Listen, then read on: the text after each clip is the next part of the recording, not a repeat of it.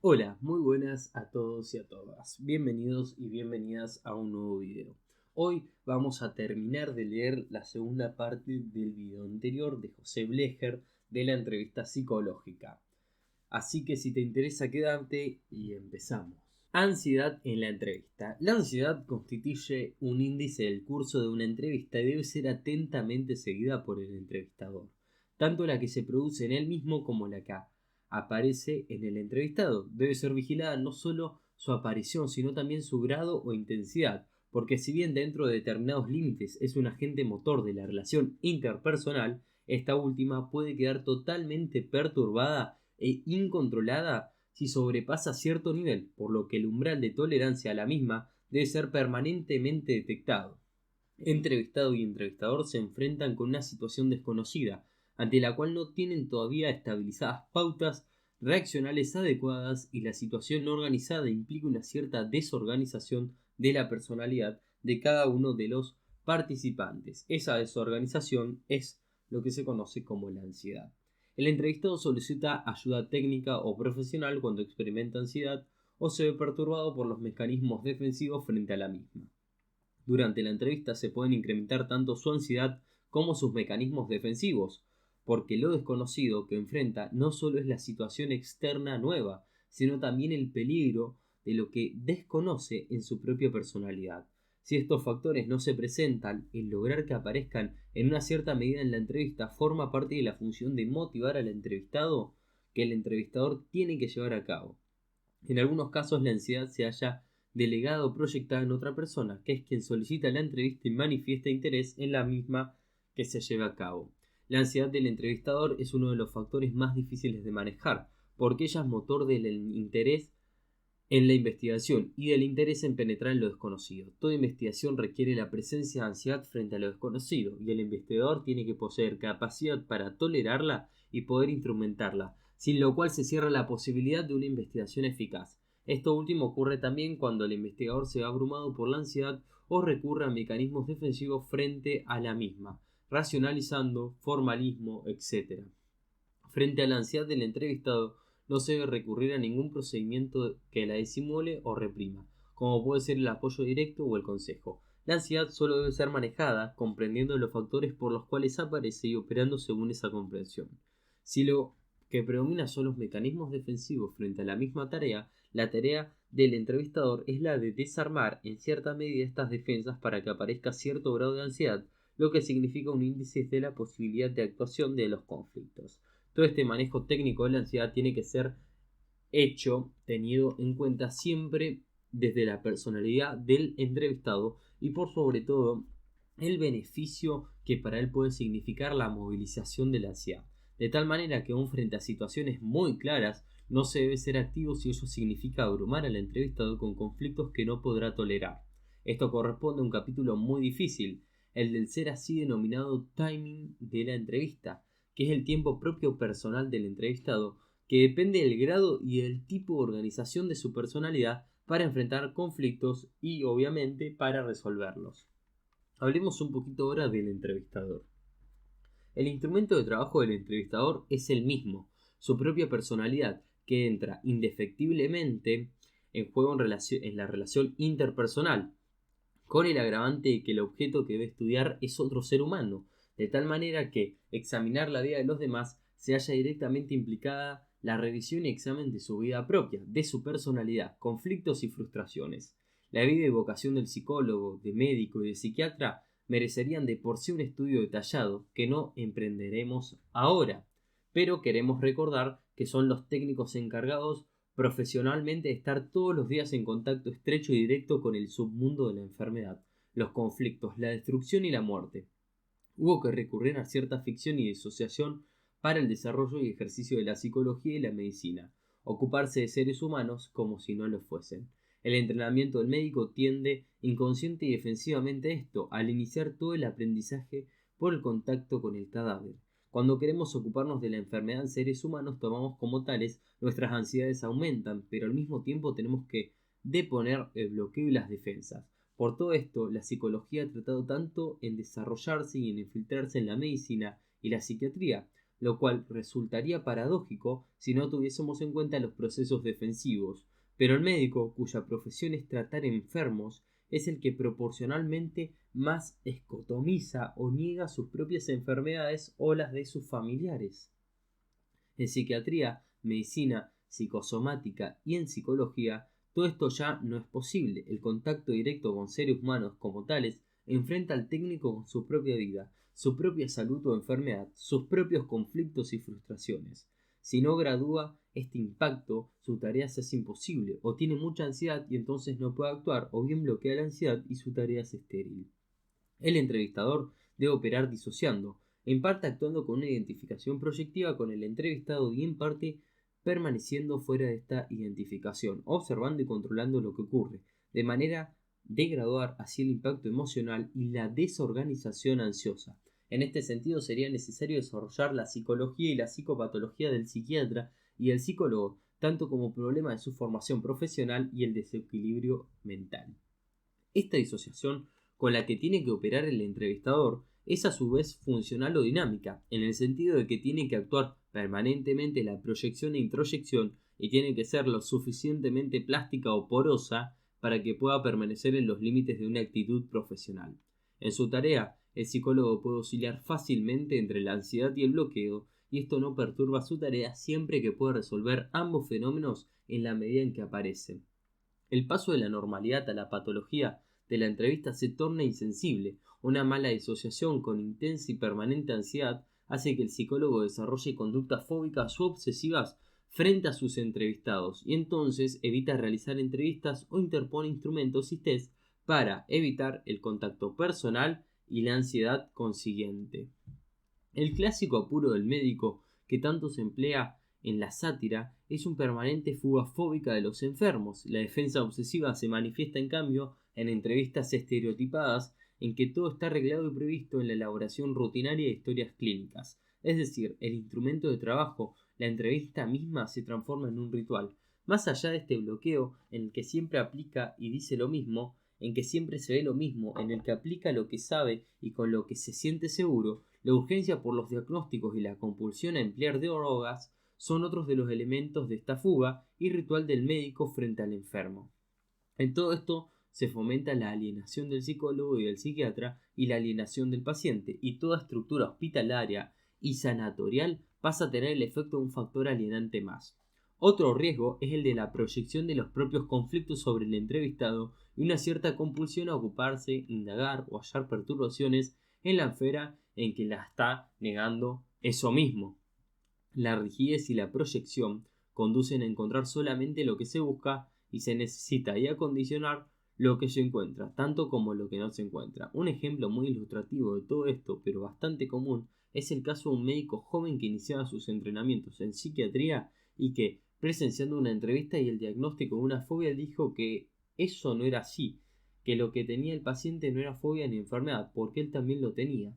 Si en un momento dado la proyección con la que opera el técnico es demasiado intensa, aparece la reacción fóbica en el mismo campo de trabajo. Por el contrario, si se bloquea demasiado, se aleja y no entiende lo que ocurre. Distintos tipos de personas pueden provocar reacciones contraferenciales típicas en el entrevistador y éste tiene permanentemente que poder observarlas y resolverlas para poder utilizarlas como información e instrumento en el curso mismo de la entrevista. Se puede de otra manera describir esta disociación con lo que se tiene que trabajar el entrevistador, diciendo que tiene que jugar los roles en el que son promovidos por el entrevistado, pero sin asumirlos en su totalidad. Si por ejemplo siente rechazo, asumir el rol sería mostrar y actuar el rechazo, rechazando efectivamente al entrevistado, ya sea verbalmente o con la actitud de cualquier otra manera. Jugar el rol significa percibir el rechazo, comprenderlo, hallar los elementos que lo promueven, las motivaciones del entrevistado para que ello ocurra y utilizar toda la información que ahora posee para esclarecer el problema o promover su modificación en el entrevistado. Cuanto más psicópata el entrevistado, tanto más posibilita que el entrevistador asuma y actúe los roles. Asumir el rol implica la ruptura del encuadre de la entrevista.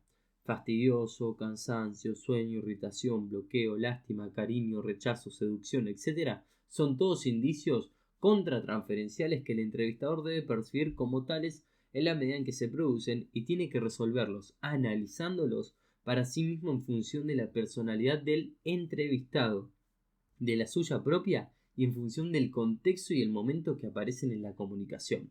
El psiquiatra inseguro o de poca experiencia no sabe qué hacer con todos estos datos y para no verse abrumado recurre con frecuencia a la receta, imponiendo entre él y su paciente los medicamentos. Y en estas condiciones la farmacología se sustituye y se constituye como un factor alienante porque fomenta la magia en el paciente y en el médico y los vuelve a disociar de sus conflictos respectivos. Algo muy similar es lo que el psicólogo hace con mucha frecuencia con los test. Para contrarrestar esto es importante y aún imprescindible que el psiquiatra o el psicólogo no trabajen aislados, que formen por lo menos grupos de estudio y de discusión en los que se revea el trabajo que se realiza. Para caer en la estereotipia no hay mejor clima que el aislamiento profesional, porque el aislamiento termina por encubrir las dificultades con la omnipotencia. El entrevistado. Examinar las contingencias de una entrevista significaría no otra cosa que pasar revista a toda la psicología, psiquiatría y psicopatología, por lo cual solo nos vamos a referir a unas pocas situaciones típicas en el campo de la psicología clínica y en especial algunas que habitualmente no se toman en cuenta y son, sin embargo, de gran importancia. En términos generales, para que una persona concurra a una entrevista debe haber llegado a una cierta percepción o insight de que algo no anda bien, de que algo ha cambiado o se ha modificado, o bien se percibe a sí mismo con ansiedad o temores. Estos últimos pueden ser tan intensos o intolerables que recurren en la entrevista a una negación y resistencia sistemática, de tal manera que, lógicamente, busca asegurarse de que no pasa nada, logrando que el técnico no reconozca nada normal en él. En alguna ocasión se ha definido como enfermo a toda aquella persona que solicita una consulta, abstracción hecha de que tal definición carece de valor real. Es sin embargo cierto que el entrevistador debe aceptar ese criterio, aunque sea solamente como incentivo para indagar detalladamente tras las representaciones, represiones y negaciones o estomatizaciones del entrevistado. Schilder ha reunido en 5 grupos los individuos que concurren al médico, sea porque sufren o hacen sufrir a los demás. Y esos son: 1. Los que recurren por quejas corporales. 2. Por quejas mentales. 3. Por quejas debido a falta de éxito. 4. Por quejas referentes a dificultades en la vida diaria. Y 5. Por quejas de otras personas. Siguiendo por otro lado la división de Pichon-Rivière de las áreas de la conducta, podemos considerar 3 grupos según que el predominio de inhibiciones, síntomas, quejas o protestas recaiga más sobre el área de la mente, del cuerpo o del mundo externo. El paciente puede traer quejas, lamentos o acusaciones. En el primer caso predomina la ansiedad depresiva, mientras que en el segundo la ansiedad paranoide. Estos agrupamientos no tienden a diferenciar los enfermos orgánicos de los enfermos mentales ni las enfermedades orgánicas de las funcionales o psicogenéticas. Se aplican a todos los tipos de entrevistados que concurren a cualquier especialista y tienden más bien a una orientación sobre la personalidad del sujeto, sobre la forma en que trata de reducir sus tensiones, sobrellevar o resolver conflictos. Podemos reconocer y diferenciar entre el entrevistado que viene a consulta y el que traen o aquel que lo han mandado. Estas actitudes tenemos ya un índice de importancia, aunque diste de ser sistemático o patognómico. El que viene tiene un cierto insight o percepción de su enfermedad y corresponde al paciente neurótico, mientras que el psicótico, en cambio, es traído. El que no tiene motivos para venir, pero viene por lo que lo han mandado, corresponde a la psicopatía. Es él que hace actuar a otros y delega en otros sus preocupaciones y malestares. Tenemos entre otros el caso de aquel que viene a consultar por un familiar. En estos casos realizamos la entrevista con el que viene, indagando su personalidad y su conducta. Y con esto ya pasamos del entrevistado al grupo familiar. Si el entrevistado precede a un informante, se le debe comunicar que él diga sobre el paciente lo que será comunicado a este último, anticiparte antes que informe. Esto tiende a limpiar el campo y romper con divisiones muy difíciles de manejar ulteriormente. El que viene a la consulta es siempre un emergente de los conflictos grupales de la familia. Diferenciamos además entre el que viene solo y el que viene acompañado, que representan distintos grupos familiares. El que viene solo es el representante de un grupo familiar esquizoide. Es el que la comunicación entre sus miembros es muy precaria, viven dispersos o separados con un grado acentuado de bloqueo afectivo. Con frecuencia, frente a estos, el técnico tiende a preguntarse con quién puede hablar o a quién informar.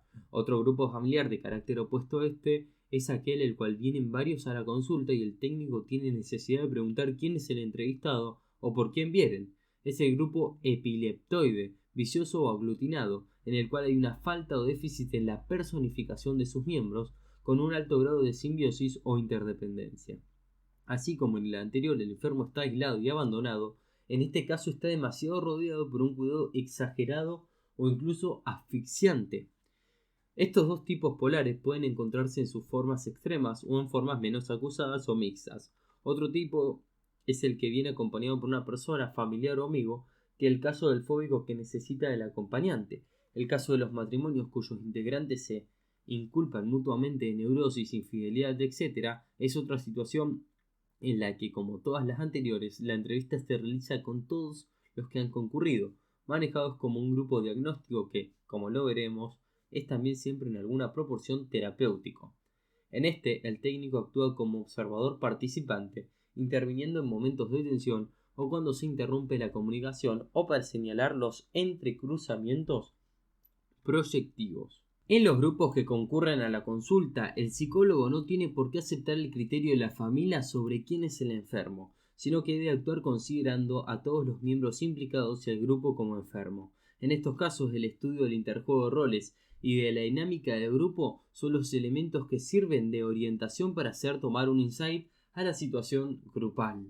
El balance de la enfermedad en un grupo familiar es de gran importancia. Por ejemplo, en un matrimonio o pareja en que uno es fóbico y el otro su acompañante, cuando el primero mejora o cura aparece la fobia en el segundo. El acompañante fóbico es entonces también un fóbico, pero se distribuyen roles de pareja. En otras oportunidades la familia solo aparece cuando se han adelantado y el tratamiento de un paciente y está mejorado o está en vías de hacerlo. La normalización del paciente hace que la atención del grupo familiar no se descargue ya más a través de él y aparecen entonces el desequilibrio o la enfermedad en el grupo familiar. Todo esto explica en gran proporción un fenómeno con el que siempre hay que contar en la familia de un enfermo: la culpa, elemento que hay que tomar en cuenta para valorarlo y manejarlo adecuadamente. Es mucho más manifiesta en el caso de la enfermedad mental en niños o en deficientes intelectuales. Esto se relaciona también con el fenómeno que ha sido llamado el niño equivocado, en el que los padres traen a consulta al hijo más sano y solo una vez que se han asegurado de que el técnico no los inculpa ni los acusa, pueden hablar o consultar sobre el hijo más enfermo. Aquí, y en relación con todos estos fenómenos, la psicología grupal, su conocimiento y su correcto manejo tienen una gravitación fundamental, no solo para las entrevistas diagnósticas y terapéuticas, sino para valorar también curaciones o decidir el cese de una internación, etc. Funcionamiento de la entrevista. Hemos insistido en que el campo de la entrevista debe ser configurado fundamentalmente por las variables de la personalidad del entrevistado. Esto implica que lo que ofrece el entrevistador debe ser lo suficientemente ambiguo como para permitir la mayor puesta en juego de personalidad del entrevistado. Si bien todo ello es cierto, existe sin embargo un marco o un límite en el cual la ambigüedad no debe existir, sino todo lo contrario, en el que el límite debe ser mantenido y a veces defendido por el entrevistador. Este cubre todos los factores que intervienen en el encuadre de la entrevista: tiempo, lugar y rol técnico del profesional.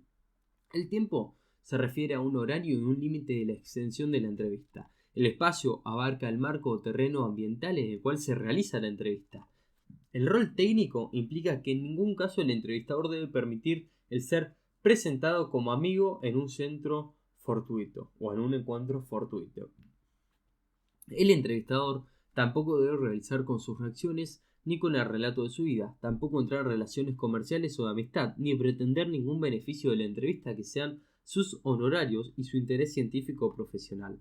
Tampoco la entrevista debe ser utilizada como una gratificación narcisística en la que se juega de mago con un despliegue de omnipotencia. La curiosidad debe limitarse a lo necesario para el beneficio del entrevistado.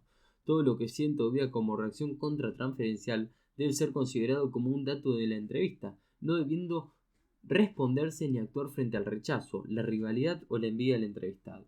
La petulancia o la actitud arrogante o agresiva del entrevistado no deben ser domadas ni sometidas. No se trata ni de triunfar ni de imponerse al entrevistado. Lo que nos corresponde es averiguar a qué se deben, cómo funcionan y qué afectos acarrean al entrevistado.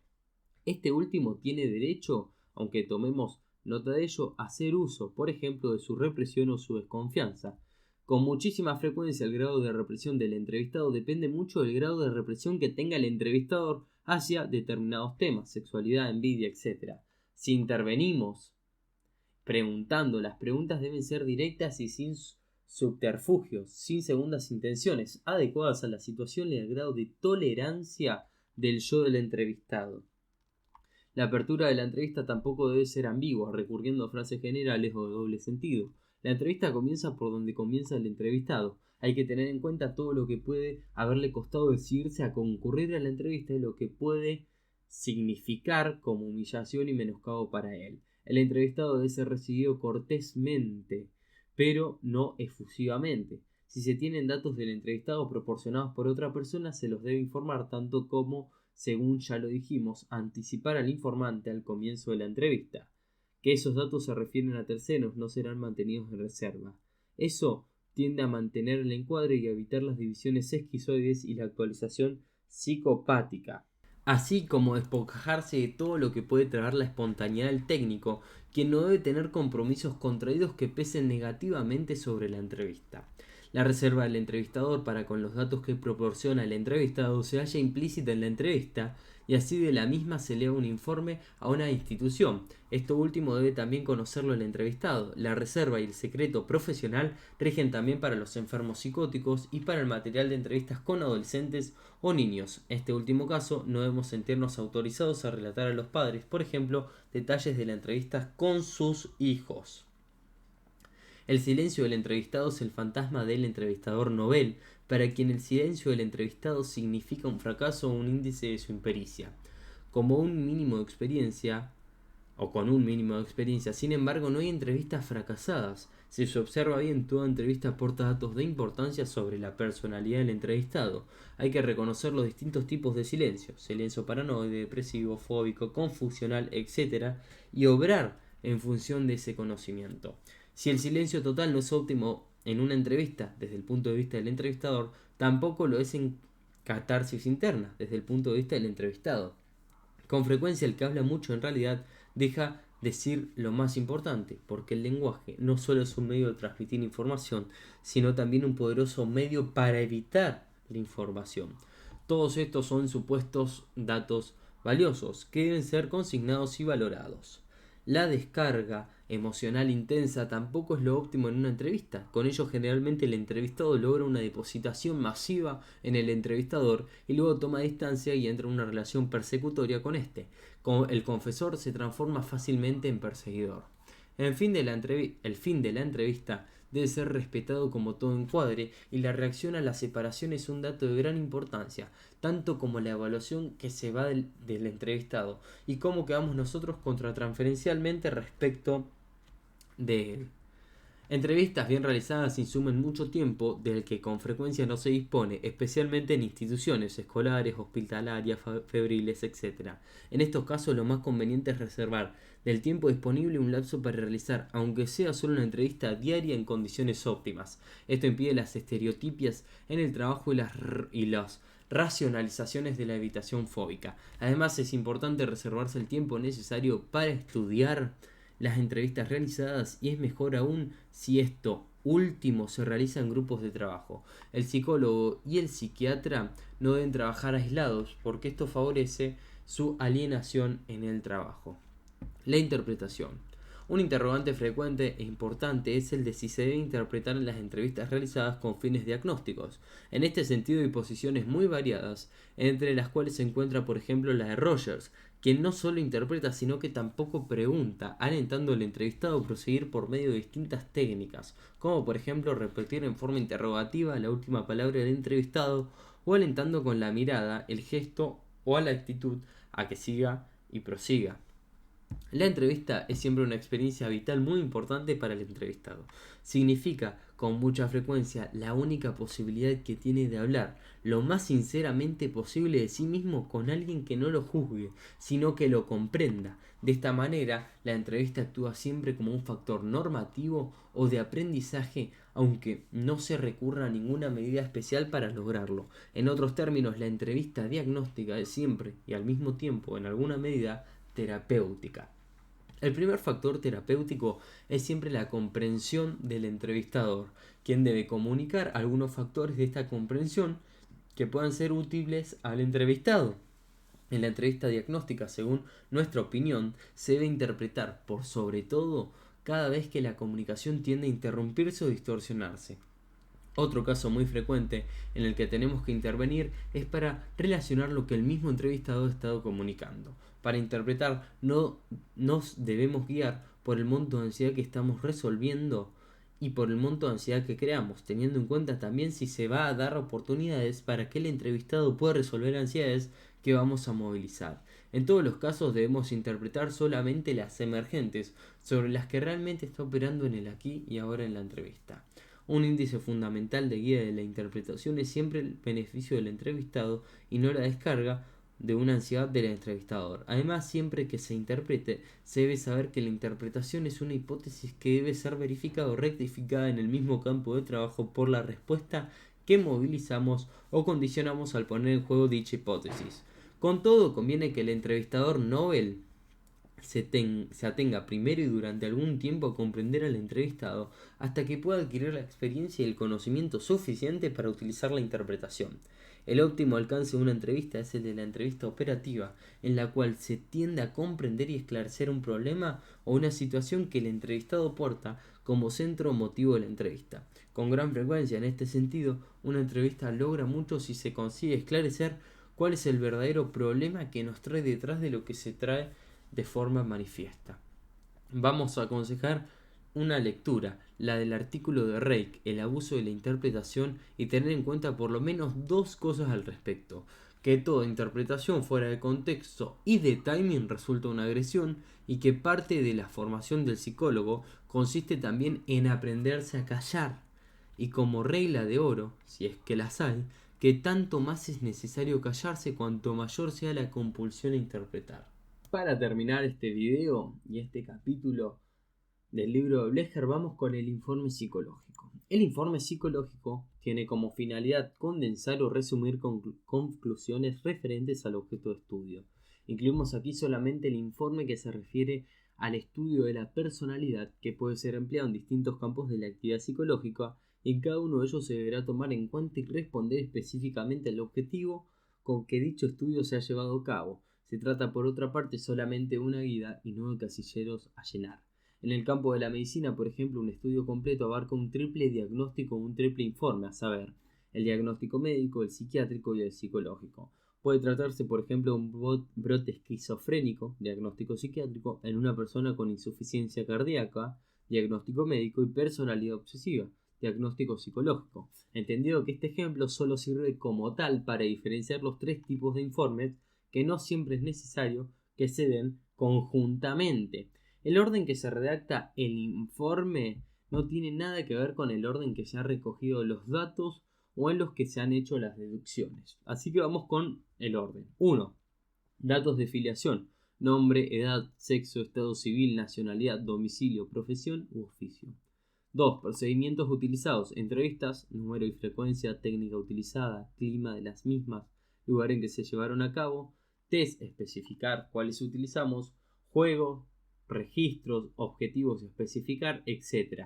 Cuestionarios, especificar, otros procedimientos. 3. Motivos del estudio: por quién fue solicitado y objetivos del mismo, actitud del entrevistado y referencia a sus motivaciones conscientes.